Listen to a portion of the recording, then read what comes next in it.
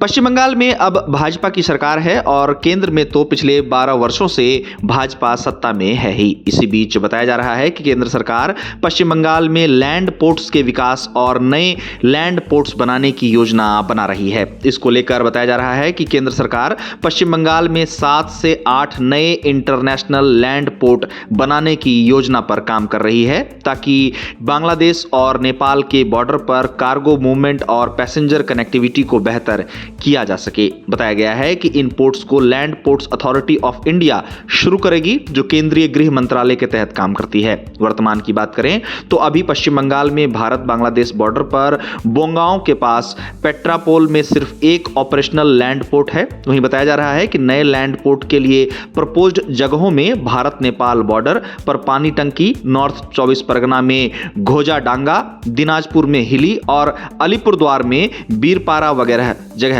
शामिल है। अब इसको लेकर अधिकारियों का कहना है कि नई फैसिलिटी देश के लैंड पोर्ट नेटवर्क को बढ़ाने और बॉर्डर ट्रेड इंफ्रास्ट्रक्चर को मॉडर्न बनाने के एक बड़े नेशनल प्लान का हिस्सा है। बताया गया है कि हर पोर्ट के लिए लगभग 50 एकड़ जमीन की जरूरत होने की उम्मीद है और इंटीग्रेटेड टर्मिनल ऑपरेशन और गाड़ियों की आसान मूवमेंट को सपोर्ट करने के लिए इसे सीधे बॉर्डर पर होना चाहिए। आपको बता दें कि पश्चिम बंगाल में बनाए जाने वाले इन लैंड पोर्ट्स का उद्देश्य पड़ोसी देशों, खासकर बांग्लादेश और नेपाल के साथ भारत के ट्रेड लिंक को मजबूत करना है। साथ ही पड़ोसी देशों के साथ मौजूदा बॉर्डर पॉइंट पर भीड़ भाड़ को कम करना और cross border logistics, custom processing और रीजनल सप्लाई चेन इफिशिएंसी में लैंड पोर्ट्स की बढ़ती अहमियत के मद्देनजर भी ये काफी जरूरी बताया जा रहा है। अब सरकार का कहना है कि भारत के लैंड बॉर्डर्स में अभी भी काफी अनछुई ट्रेड क्षमता है और बेहतर पोर्ट इंफ्रास्ट्रक्चर फॉर्मल बॉर्डर चैनलों के जरिए ज्यादा कार्गो फ्लो को अनलॉक करने में मदद कर सकता है। अब जैसा कि पश्चिम बंगाल में